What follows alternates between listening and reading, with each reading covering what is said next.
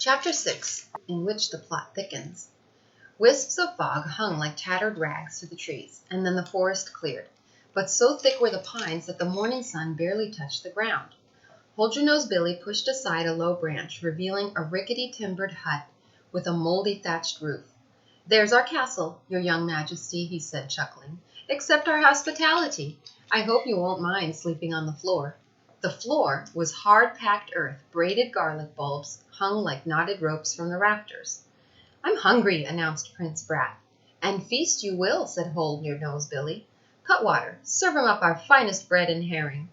Jemmy had made many a meal on bread and herring, when he was in luck and felt hungry enough to ask for seconds.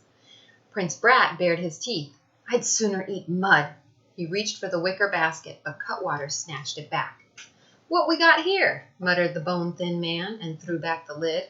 "Roll your eyes at this, Billy. Meat pies, looks like, and fruit tarts, and a brace of roast pheasant. We'll eat like kings." "Hands off, that's mine," the prince cried out. "Was yours," yapped Cutwater. Locks, Jemmy thought. Hadn't the prince run away in royal style? He had even brought a china plate, a silver spoon, and a silver knife for himself. Digging around deeper in the basket, the garlicky outlaw called out to Cutwater, "Bring the lantern closer." "What's this?" In the gloom of the hut, the big man lifted out a golden crown. "That's mine," bleated the prince. "Was yours," corrected Hold-your-nose Billy, placing the crown on the tangled red nest of his hair. "Prince Hold-your-nose Billy," Cutwater burst out joyously. He began to scratch himself as if his shirt were crawling with fleas, which Jemmy thought it probably was. "We're dog rich." "That crown? A trifle," scoffed Hold-your-nose Billy. "We can be richer and dog rich." The empty-headed prince, Jemmy thought. Why had he brought along his crown? To cock it on his head and expect vagabonds and cutthroats to fall to their knees? The big, raw-faced outlaw grabbed Prince Brat off the ground and took the heft of him as he would potatoes. £55 by my reckoning," he said.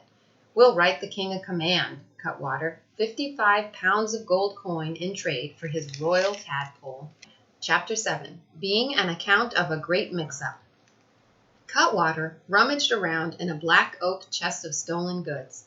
Handkerchiefs flew out like soiled white doves. Worn shoes, ladies' combs, a cowbell, a junk heap. They've had lean pickings, this raggedy pair of highwaymen, Jemmy thought, and maybe not as smart and clever as the song sellers made out.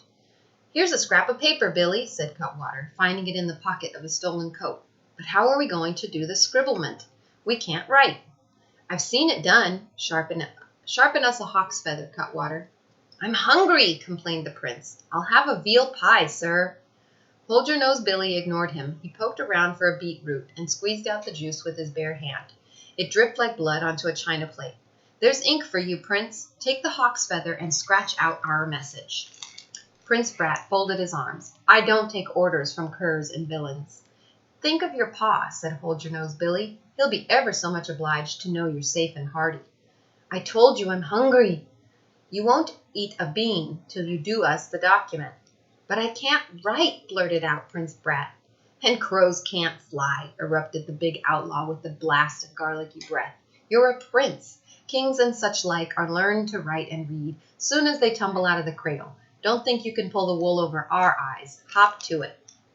"But I can't so much as scratch my own name." Jemmy shot a calculating glance at Prince Brat. His pesky hide hardly seemed worth saving, but a scheme had leaped into his head.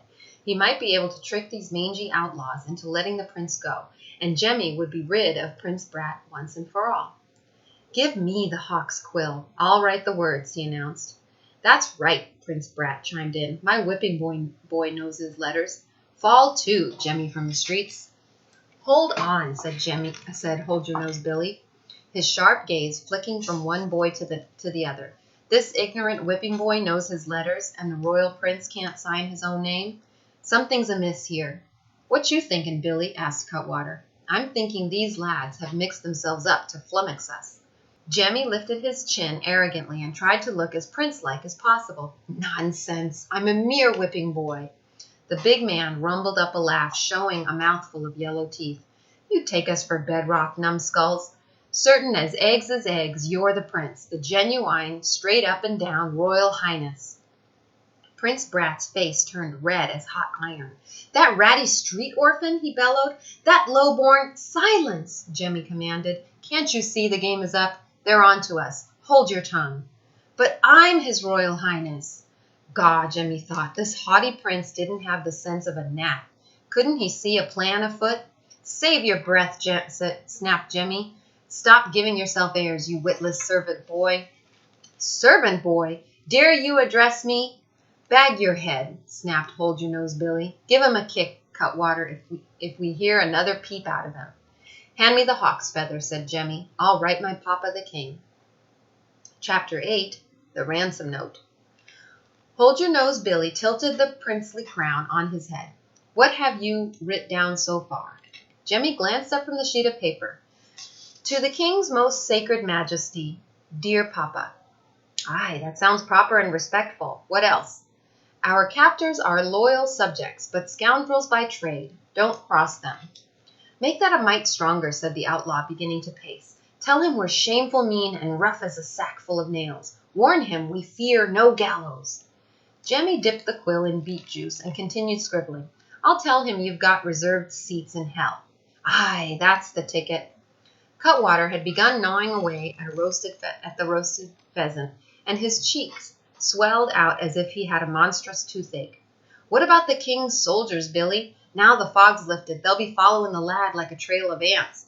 Puts my spine a shiver. Faugh, exclaimed Hold-Your-Nose Billy. Even rabbits get muxed up and lost in this forest. We're well hid, Cutwater. I'll warn Papa, Jemmy offered generously, that if you spy out a single uniform, you'll crack my neck like a chicken's. Prince Brat sat suddenly on a pile of moldy bed straw. He glared icily at the whipping boy who had seized his royal title. And don't forget the reward, Billy, said Cutwater. We want the prince's weight in gold bangers, right? Tell the king that, directed Hold-Your-Nose Billy, in big letters. Now let me reckon out a safe spot to deliver the loot. Jemmy dipped the quill, but then paused. Gaw, he thought, it's not enough to choose my words as if I were a prince. Show some high and mighty, Jemmy. Think like a prince. Dimwits, he flared up. Catch penny rogues. I will not be exchanged for such a trifle. My mere weight? A paltry treasure you could carry on a shoulder? How dare you insult me? Hold-Your-Nose Billy's red eyebrows shot up in bewildered surprise. Insult you? A trifle? A prince is worth a prince ransom. The eyebrows lowered as quickly as they had risen. No offense meant, lad. How would you calculate a proper ransom? A wagon load of gold at the very least, and jewels mixed in. As I'm alive, a wagon load? Cutwater gulped down the wad of fowl on his mouth. We did forget about the jewels, Billy. A wagon load it is, then, exclaimed the hairy outlaw. Prince Brat's mouth fell wide open at the whipping boy's nervy mischief. Hold-Your-Nose Billy stood over Jemmy's shoulder and watched the words being scratched out. Finally, he said, Have you made your sign yet? About to, replied Jemmy. With as much flourish as he could manage, he wrote, Your obedient son, Prince Horace. Chapter 9, Revealing Jemmy's Plan to Trick the Villains. Hold-Your-Nose Billy popped a glove of garlic into his mouth, ground it between his yellow teeth, and helped himself to a veal pie. Nothing like garlic to clear the head and fend off the plague. Cutwater, give the lads a ration of breakfast. The scrawny outlaw sliced off 2 thick pieces of coarse bread. He draped a little salt herring across each slice. Eat, hearty little fellers. This smelly stuff, Prince Brat glared at the bread and herring. It's not fit for flies. Why, we eat it regular, worms and all, said Cutwater, picking the bones of the pheasant. I'll starve first. Suit yourself, Cutwater snickered. This is the first time we've feasted off the king's own table, and there's hardly enough for me and Billy. Jemmy sat on the bed straw beside the prince and contemplated his breakfast. He examined the bread closely, hunting for varmints. The prince, he knew, had never been starved enough to pick out wildlife from his grub. Eat, he whispered. I can't find any crawly things in it. The bread's stale, grumbled the prince. Stale enough to patch a roof, but I've scoffed down worse. The prince began to nibble around the edges. Hold-Your-Nose Billy glanced over and grinned. Take a chaw of garlic, whipping boy. It'll improve the taste considerably. Cutwater wiped his thin, greasy lips with the back of his hand. Billy, how do we know the prince ain't laid a trap for us in that message? He could have said one thing and wrote another. Where'll we find someone to read it off to us? Jemmy lifted his chin to a regal height. You doubt the word and honor of your prince? Insolent oafs! Curs! I'll have you horsewhipped! Cutwater yanked Jemmy to his feet. Who you callin' them names? I'll flog your hide pink as a salmon. Hold your nose, Billy pushed him aside. Keep your wits. It's worse than common murder to lay hands on a prince. No need to break any more of the king's laws than we have to. If it comes to a flogging, there's his whipping boy.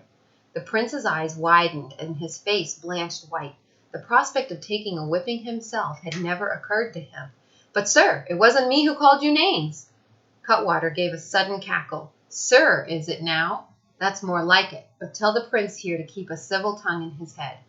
Prince Brat shot Jemmy a poisonous look. The garlicky outlaw was leaning closer to Jemmy. See here, Prince, it's not that we doubt your word and honesty, not a bit, but all the same, let's hear you read off the message. Jemmy turned away from the man's breath and began to read. No, lad, let's have it from bottom to top. Read it backwards. I do hope, for your whipping boy's sake, you don't stumble and trip as if the real words ain't on paper. Jemmy shrugged. It says, Son, obedient, your obedient son, said Hold Your Nose Billy. Keep at it. Jewels and gold of cart full, of ransom demand they. They demand a ransom of a cart full. The outlaw himself began to stumble and trip over the words. Aye, that's the ticket. Jemmy read the message through backward, and then a second time before the hairy outlaw was satisfied. Now then, he said, all we got to do is get the message to the king without getting nabbed in the act. Simple, declared Jemmy. Send it to the castle in the hands of my whipping boy. Chapter 10, in which Prince Brat lives up to his name. Hold Your Nose Billy clapped a leery eye on the rat catcher's son. Prince, do you take me for a precious fool? Send your whipping boy to blab out where we are hid, huh? The king will come chopping down every tree if he finds out we're nested in the forest. Jemmy assumed a princely air of indifference. Then tote the message yourself. It's no skin off my ear if you never get back alive. He filled his mouth with bread and herring. I declare, this is tasty. Prince Brat scoffed under his breath. He hadn't shown a moment's interest in Jemmy's scheme to free him. Their eyes met and clashed. Gah, Jemmy thought, he's fuming like a stovepipe at being unprinced. He'll have me charged with treason. I'll stand guard over the prince, said Cutwater. You're the one to go, Billy. Me, hooted the big man. Me? That they sing songs about and pinch their noses? At the first whiff of garlic, it would be off with the head of Hold Your Nose Billy. Unlikely, corrected Jemmy. True, Papa would have you tortured a mite to loosen your tongue, but he wouldn't have your head. Not Papa. He favors slow boiling in oil. The effect on the outlaws was instant. Hold Your Nose Billy's jaw dropped. Sweat broke out across his face like raindrops. Cutwater, you're skin and bones. You could slip in and out of a keyhole. I'll guard the prince. Faugh, Billy. I don't fancy being boiled to a crisp. The hairy outlaw gave a loud and decisive snort. We'll send the whipping boy. Jemmy held back a sigh of relief. And my crown with him.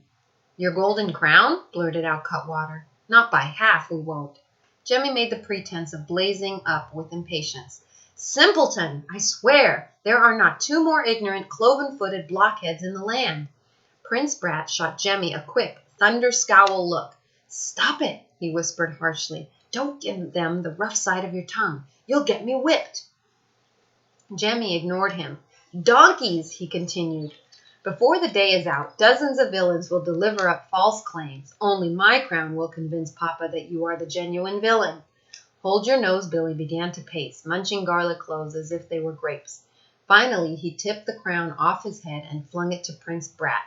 Whipping boy, deliver it to the king. If he doesn't follow our instructions to the letter, the prince will be done for, the Cutwater snickered, drawing a knife-like finger across his throat. And blab all you want, added the other outlaw. We'll pack the prince off to a different hiding place.